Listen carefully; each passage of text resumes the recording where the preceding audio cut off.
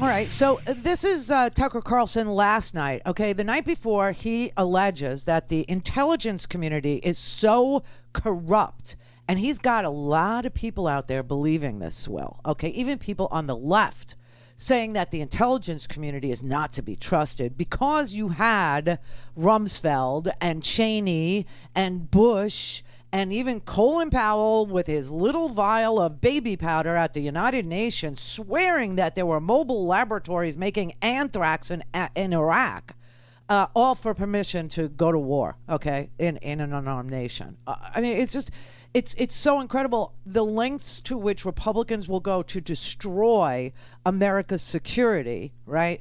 And that includes now beating police officers and trashing the intelligence communities that literally work really, really, really diligently to assess threats from foreign nations and feed them to the right people in this country who then have the awesome obligation of protecting us, but refuse to do so, seeing an opportunity.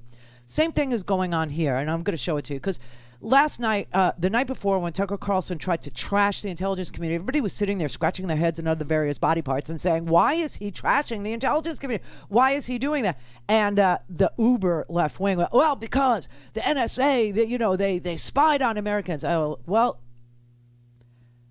they did have bulk collection going on in this country, which was offensive. The Ninth Circuit Court of Appeals, though, ruled that was unconstitutional, and just because they were getting the records, not your phone calls and not your emails, but the records of the data, like where your phone calls were coming from and where they were going to, was still unconstitutional. It was unconstitutional. It had to stop. You couldn't bulk collect even, let alone collect Tucker Carlson's emails. So why is he trashing the intelligence agencies? Well, maybe it has something to do with their desire to privatize everything in this country. Maybe it does, including the National Guard. Yeah. Kristi Noem from, South Dakota, has decided that she is going to fund a deployment of men and women in uniform who belong to the South Dakota National Guard. She's going to fund them with a Trump donor's money. A Trump donor who gave millions of dollars to Republicans and to Donald Trump has now offered to pay 50 National Guardsmen to go down to the southern border. So donors, the highest bidders, are now using the militia, the well-regulated militia, which is the National Guard, as their private mercenaries. The highest bidders in this country want to control the military. And people like Kristi Noem are doing it for them. Now, turning our National Guard into mercenaries is something that should be so offensive to anybody who's ever served in uniform, let alone current National Guardsmen and reservists. Because when war breaks out, we go too. But turning us into mercenaries who are being paid by a billionaire donor, isn't it bad enough that the billionaires got to purchase Congress members and senators and presidents? But now they want to purchase the intelligence community and the military. And idiots like Kristi Noem are going to let them. So this is what Tucker Carlson said last night after the NSA told him, you are not a target of our agency, and we have never had any plans to try to take your program off the air, as you alleged. Now, we all know Tucker Carlson has the credibility of a slug. Courts have ruled that reasonable people could never think that what Tucker Carlson is saying is true. That's how he got out of defamation claims. Used to be, if you told the truth, you got out of the defamation claim because you told the truth about this person. But now these lawyers at Fox are so clever that they've come up with the reasonable man standard. No reasonable man believes anything that Tucker Carlson says. Sidney Powell also has used this as her defense against the defamation claims that Dominion, a private company that runs elections, waged against her in court. She says, oh, no reasonable man would believe anything I said. So what is she saying? That these violent insurrectionists were not reasonable people, and she had the ability to pervert them with her rhetoric.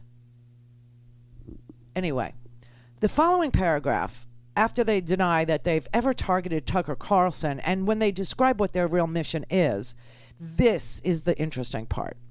NSA has a foreign intelligence mission. We target foreign powers to generate insights on foreign activities that could harm the United States. With limited exceptions, e.g., an emergency, NSA may not target a U.S. citizen without a court order that explicitly authorizes the targeting. Well, all that's true.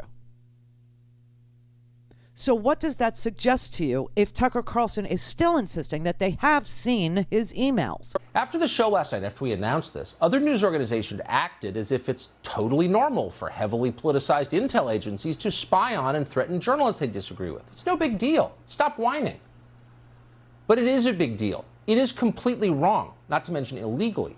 And this is hardly the first time the so-called intelligence community has done something like this. They've done an awful lot of it. Look it up. If we let them continue to do it, it's the end of democracy. Democracy can't function with semi-independent, highly politicized intel agencies. It's really dangerous. Okay. If Tucker Carlson is first of all, news organizations and me did not say stop your whining. We said stop your lying. And there is a world of difference between telling Tucker to stop whining about something that would be illegal if it happened to him, because no one would tell him to stop whining if something illegal happened to him. What we said was stop lying. It didn't happen to you. But here's the thing. When we bump back, I'm going to bump back with him insisting that they read his emails. Now, if they read... If the National Security Agency had actually read Tucker Carlson's emails, if they have read them, it's because he's talking to a foreign entity, a foreign government, a foreign actor, a foreign power who is engaged in activities that could harm the United States. Like General Flynn was never wiretapped, but he was talking to Ambassador Kislyak, who routinely is. And that's how we knew Flynn was on a phone call with foreign actors who intended to harm the U.S. Don't have time to listen to the live show? Want to hear more on your schedule? Go to RandiRhodes.com and buy a stinking podcast.